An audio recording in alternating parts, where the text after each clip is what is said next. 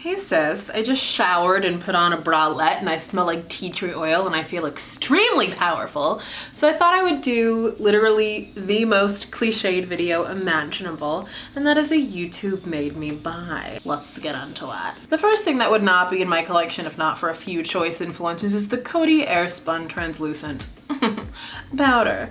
This is a bit of a cult favorite on YouTube and a lot of people use it, but the reason I bought it is because of two people in particular who are Miles J and Tati. And I was thinking, oh my gosh, they're both so beautiful all the time. I bet if I use it, I'm gonna look so matte and airbrush just like they say I will. It made me look really, really ashy. I find that every translucent powder I use that isn't actually a pigmented translucent powder, like the Laura Mercier powder in medium deep, it just looks so gray and ashen on my face.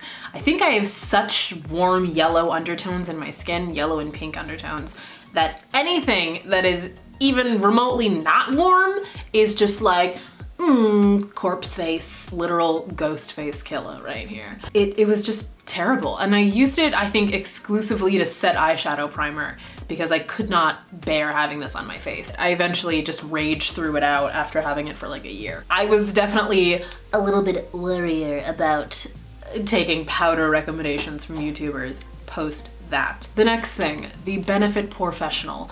This was recommended to me by literally every single person with an internet connection between like 2012 and 2013. Oh my God, this was a monster. You could not watch a video about anything without hearing about the Benefit Porefessional in some capacity. I bought a little Benefit sample box that had the Porefessional in it along with a very terrible liquid foundation. And I tried the Porefessional and I loved it. I thought it was amazing. It's the primer that introduced me to dimethicone pore filling primers, like I'm using right now. I don't regret my time with the Porefessional. We had a very positive working relationship and I would definitely recommend it for future positions. You know, it can definitely put me down as a reference. But this is my love now. NYX Pore Filler and this little baby I discovered all by myself. So, oh, I almost broke that. Okay. The Milani Baked Blushes, but not the Luminoso blush. Oh my God. This one I'm glad about. I've tried three Milani Baked blushes actually. I've tried Bella Bellini, which is a rose gold, Rose Doro, which is a kind of like neutral reddish orange. It's a bit like a bronzer if you're fair skinned than I am, but it's like a perfect blush tone for me. I use it a lot. And I also have tried Coralina, which is just bright orange with some white sparkle in it. I currently only have Rose Doro because I found that Bella Bellini was a little bit too cool toned of a pink for me, and the white shimmer in Coralina was really hard not to get everywhere. It was like just deep in that orange pigment, like a salt vein. Like you could not avoid the white shimmer. And I didn't want any shimmer. I like a matte blush, so. I mean, I actually don't mind a shimmery blush, but like, I don't want white shimmer, you feel me? But I love the Milani Baked blushes. I would absolutely recommend them to anyone. They're a little expensive. I know Milani has a reputation of being like super cheap or whatevsies, but like they're $10, I think. For me, that's a little bit up there, but you know, to each their own. My checking account is set up differently from yours, I'm sure. Next up, literally every mascara that Tati has ever talked about. Mascaras Tati's into, mascaras I'm into, Venn diagram, perfect circle. Every single one she's ever recommended, well no, that's not true. I am not like, I'm not minted like that. But a lot of the drugstore mascaras that Tati specifically has recommended, I have tried and adored. I think I've tried the L'Oreal Lash Paradise because of her, every Essence mascara because of her, the Physicians Formula, the little green shiny leaf one because of her. I think I may have even tried the Too Faced Better Than Sex because of her, actually. I am so grateful to her for turning me on to Essence mascaras. They are the God's honest truth and I still use one every day. Although, I actually can't credit Tati for this specific one. This is the Lash Princess, and because it costs like $3, all the writing is rubbing off.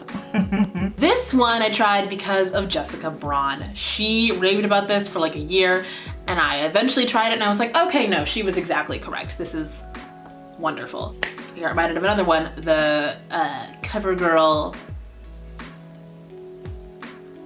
Supersizer. Also, a negative mascara influence. YouTube influenced me all the way back in like 2013 to try the Benefit They're Real mascara.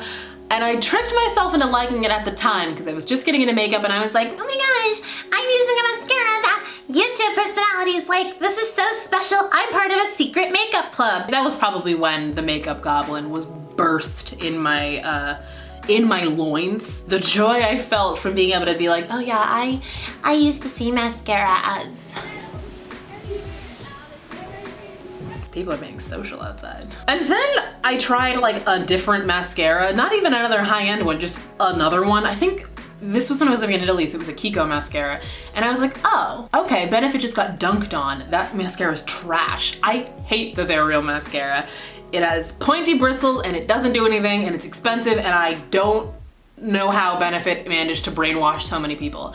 In fact, I was so like latched on to the whole like they're real, we all use the same mascara club, that when Benefit announced the ill-advised they're real push-up gel liner, I was like, I have to get it because it has the same name. If the goblin wasn't already, you know, brought forth from my gallbladder, that's really when it just like parthenogenesised itself into existence. I felt such a strong desire to get that eyeliner just because it had the same name as a mascara that I kind of liked. I influenced myself to buy it and YouTube saved me by having reviews that were like, no, this sucks. So thank you for that. This last one is a bit more general.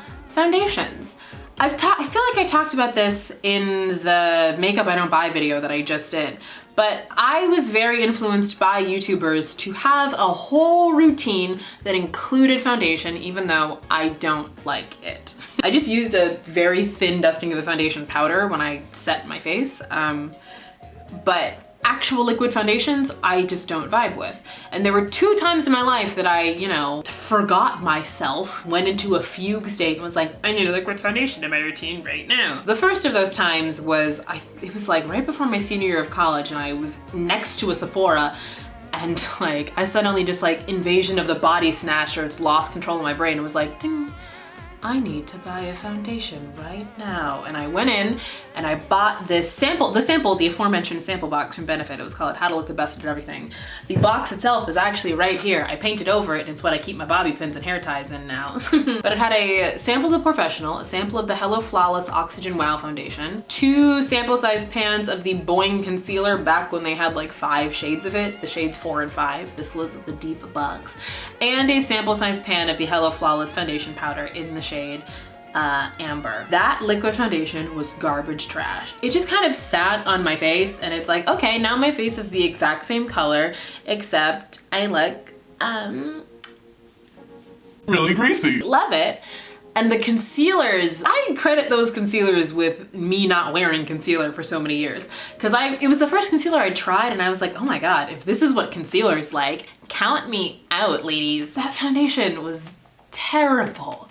I don't necessarily regret buying the box because the Porefessional was in it, loved that. The powder foundation was in that, loved that. So that was okay, but the liquid foundation, oh girl, I never even wore that outside. The second time though that I was like, makeup hypnotized, we need foundation immediately.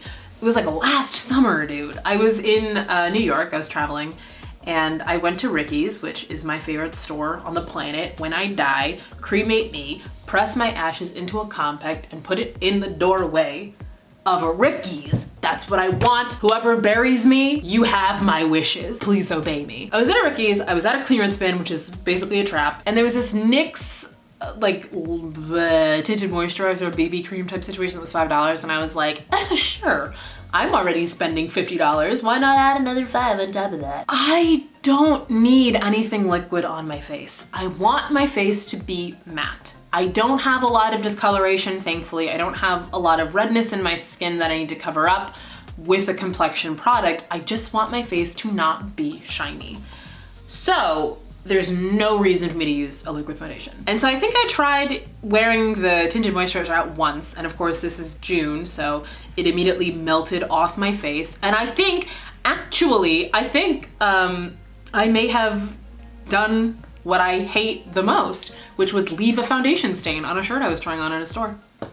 I I think I was that person. And that is my biggest thing when I'm shopping. It angers me. It angers me so much. And I think I was that person. The one day that I actually wear liquid foundation outside, it's like I was being punished for my hubris. So I definitely just ignore any urging I have to have a liquid foundation now. Those are my list of things that I think YouTube had a real tangible effect on. There are things that I bought because they became super huge trends on YouTube. Like, I don't know that I would have bought a bunch of liquid lipsticks if everyone in the world hadn't been like, this is what we do now. I bought a lot of those of my own volition. So like, I don't, you know, I'm not gonna blame YouTube for everything. And I think the phrase YouTube made me buy is a little bit like, come on. It's not like the CEO of YouTube just like quantum leapt, oh my God, into your bedroom and was like, hey, so where's your credit card? No, this is not a free website. Buy something. We're all responsible for our financial and fiduciary mistakes. Oh, in the shadow of my tripod, new video game coming. Listen, mother, listen, dad, listen, pops. That's what I call my stepdad. Before you go, I'm gonna need you to do a quick favor for me. If you could go ahead and have an amazing day for me, that would be mandatory. It's mandatory that you have an amazing day because it's a YouTube made me buy. So the theme of today's episode is being forced to do things. Thank you for watching. Goodbye. The shadow again? Oh, we gotta climb a big monster to save your princess.